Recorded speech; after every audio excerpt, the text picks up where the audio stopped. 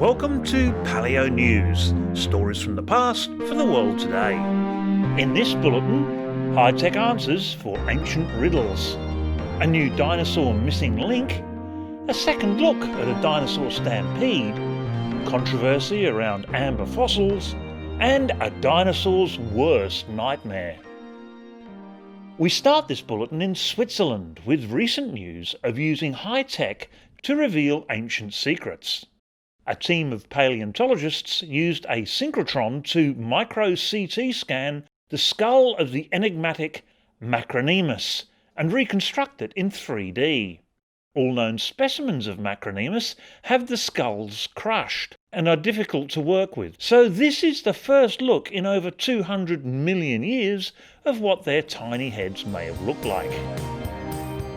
Also from Switzerland, a new dinosaur species that represents a 225 million year old evolutionary step between long-necked or sauropod dinosaurs and an earlier group of smaller two-legged omnivorous or plant-eating dinosaurs known as sauropodomorphs. The first bones of the new dinosaur, named Schlietheimer, were found in Switzerland as early as 1915, and subsequently more fossils were discovered from several other sites across the country.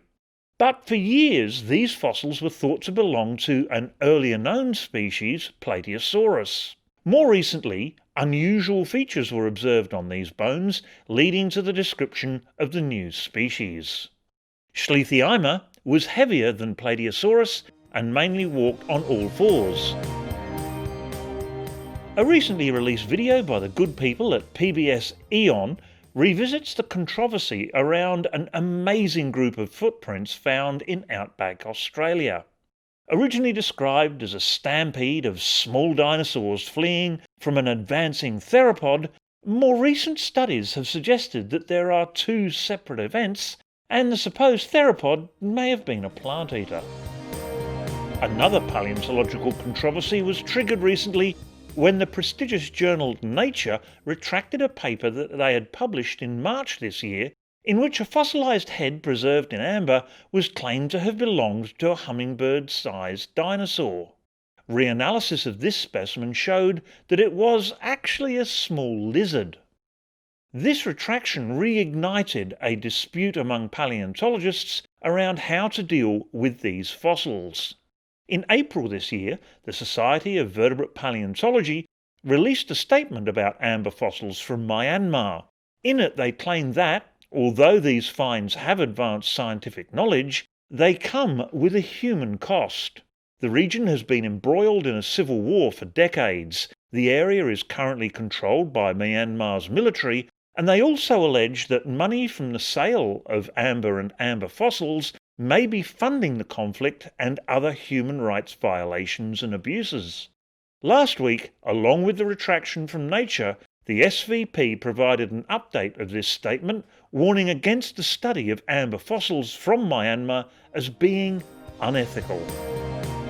And finally in this bulletin, what's big enough to eat dinosaurs but was not a dinosaur?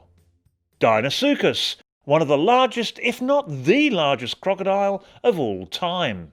A recent publication in the Journal of Vertebrate Paleontology has revised what we know about Tyrannosaurus's worst nightmare.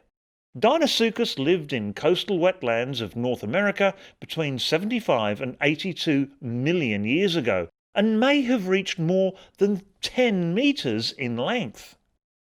This new study has shown that Deinosuchus had a big enough head and strong enough jaws to crush the bones of any dinosaur living alongside them.